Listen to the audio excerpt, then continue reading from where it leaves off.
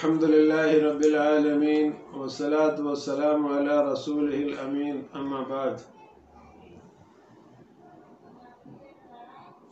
حضرت جابر رضی اللہ تعالیٰ عنہ سے روایت ہے کہ رسول اللہ صلی اللہ علیہ وسلم نے ارشاد فرمایا، اگر 3 صفتیں کسی کے اندر پائی جائیں تو اللہ تبارک و تعالیٰ قیامت کا روز اس کو اپنے عرش کے سایہ میں جگہ عطا فرمائے گا، جس دن اس کے سایہ کے علاوہ کسی کا سایہ نہ ہوگا.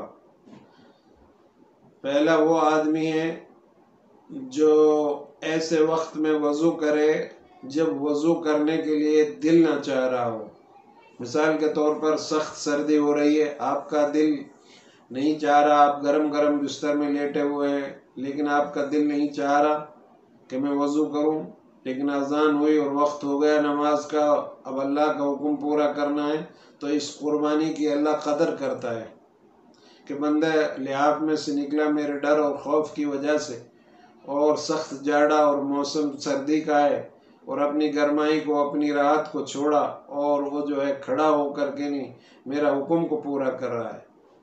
تو ایسے وقت میں وضو کرنا جب وضو کے لیے دل نہ چاہ رہا ہو.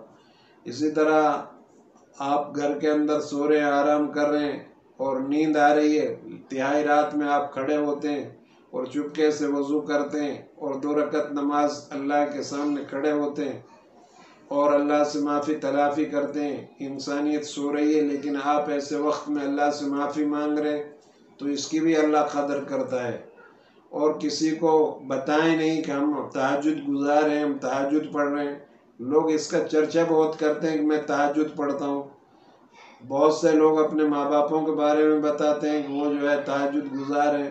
میرے بھائیوں، جو بھی عمل کرو خفیہ طور پر کرو، اور یہ چیزیں جو نوافل ہیں ان کو جو ہے خفیہ طور پر پڑھو اور کسی کو نہ بتاؤ. اللہ سے لو لگاؤ، اللہ دیکھ رہا ہے. یہ چیز اپنے اندر اخلاص کے ساتھ کرو، یہ پیدا کرنی ہے ہمیں.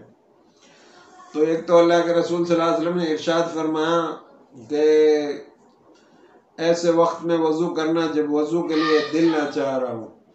وضو بھی ہم صحیح سے کریں، اگر وضو ہماری صحیح نہیں ہوگی تو پھر ہماری نماز کیسے صحیح ہوگی. اس لیے وضو کا بھی صحیح سے اہتمام کریں، اور سخت جاڑے کے موسم میں اور جس وقت ہمارا دل نہ چاہ رہا ہو اس وقت ہم وضو کریں، اور کوشش کریں مستقل ہم باوضو رہیں. اگر آپ رات میں وضو کر کے اپنے بستر پر سوتے ہیں تو آلائیں بلائیں سے آپ محفوظ رہو گے، اور فرشتے آپ کو اپنی حفاظت میں لے لیں گے صبح تک، جب تک آپ کی آنکھ کھلیں گی. تو ہمیں چاہیے کہ ہم جو ہیں باوضو رہنے کی کوشش کریں. اور جو باوضو رہتے ہیں اکثر اللہ کے رسول صلی اللہ علیہ وسلم قیامت کے روز ان کو پہچان لیں گے، یہ میرے امتی ہیں. حالانکہ پہلے امتوں کو بھی اللہ نے وضو دی تھی، وہ بھی وضو کرتے تھے، لیکن اس امت کی جو فضیلت ہے وضو کرنے پر، ان امتوں کو اللہ نے نہیں عطا فرمائی تھی. قیامت کے روز اللہ کے رسول صلی اللہ علیہ وسلم اپنی امت کے لوگوں کو پہچانیں گے. وضو کی وجہ سے ان کے ہاتھ اور پاؤں اور چہرے روشن اور چمکدار ہوں گے، اور وضو کی وجہ سے ہمارے گناہ جھڑتے ہیں. جو ہم تقصیرات کر لیتے ہیں، چھوٹے چھوٹے گناہ ہم سے سرزد ہو جاتے ہیں، وہ وضو کی وجہ سے اللہ تبارک و تعالیٰ ان کو معاف فرما دیتا ہے. تو ایسے وقت میں وضو کرنا جب وضو کرنے کے لیے دل نہ چاہ رہا ہو. دوسری صفت یہ بتائی اللہ کے رسول صلی اللہ علیہ وسلم نے فرمایا کہ وہ آدمی جو تاریک راتوں میں، اندھیری راتوں میں مساجد کی طرف جائے، نماز کا وقت ہو گیا اور پھر تاریک راتوں میں وہ نماز کے لیے جماعت میں شریک ہونے کے لیے، نماز پڑھنے کے لیے جا رہے ہیں، تو یہ صفت بڑی عام ہے. مکتوم رضی اللہ تعالی عنہ مدینہ منورہ کے دور محلے سے مسجد نبوی میں نماز پڑھنے کے لیے آیا کرتے تھے. حالانکہ اللہ کے رسول صلی اللہ علیہ وسلم نے ان کو رخصت بھی دی تھی، لیکن پھر بھی مسجد کا اہتمام کرتے تھے، نماز مسجد میں جماعت کے ساتھ پڑھیں.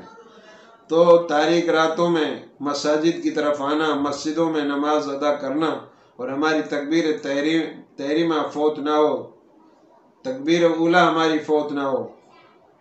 تاریک راتوں میں، اندھیری رات ہوں تب بھی ہم مسجد میں آئیں، اور اگر یہ پتہ بھی چل جائے کہ جماعت ہو چکی تب بھی آپ کوشش کریں کہ مسجد میں جا کر کے نہیں نماز ادا کریں۔ مسجد کا ثواب اور گھر کا ثواب برابر نہیں ہو سکتا۔ ایک نماز آپ نے گھر میں پڑھی، ایک مسجد میں، مسجد والی نماز 27 درجہ اور زیادہ اللہ اس کو بڑھا کر ثواب عطا فرمائے گا آپ کو۔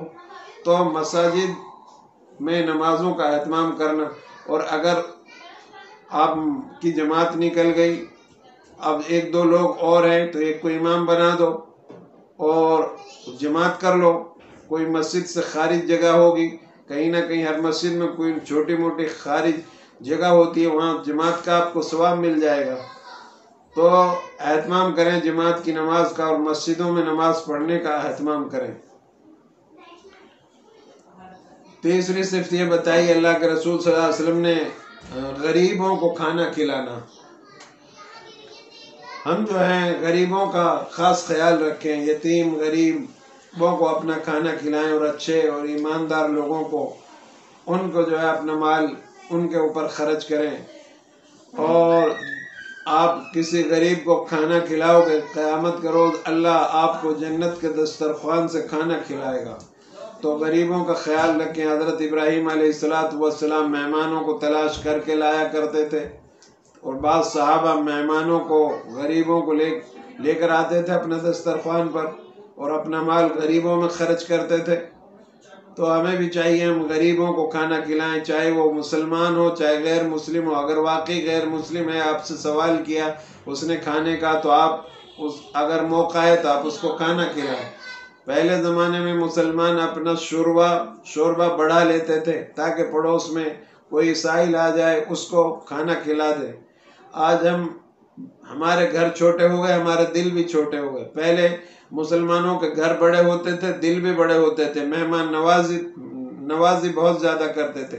ہمارا دسترخوان پر روزانہ کوئی نہ کوئی آدمی آنا چاہیے، اور دسترخوان پر بٹھا کر کھانا کھلائیں، احسان نہ جتلائیں، اور خوشی محسوس کریں، اور اللہ سے قبول ہونے کی درخواست کریں کہ اللہ میری اس مہمان نوازی کو قبول فرما۔